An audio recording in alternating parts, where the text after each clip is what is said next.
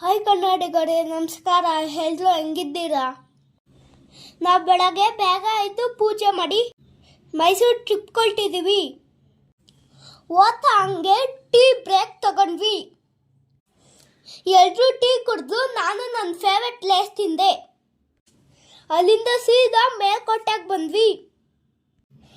ದೇವರ ದರ್ಶನ ಮಾಡಿ ದೇವಸ್ಥಾನದ ಅಂಗಳದಲ್ಲಿ ಸುತ್ತಾಡಿ ಇಲ್ಲಿ ಕಲ್ಲಿನ ಕಂಬಗಳು ನೋಡೋಕ್ಕೆ ತುಂಬ ಚೆನ್ನಾಗಿದ್ದಾವೆ. ದೇವಸ್ಥಾನದಿಂದ ನೆಕ್ಸ್ಟ್ ಇಲ್ಲಿಗೆ ಬಂದ್ವಿ. ಈ ಪ್ಲೇಸ್ ಯಾವುದು ಅಂತ ನೀವೇ ಕಮೆಂಟ್ ಮಾಡಿ.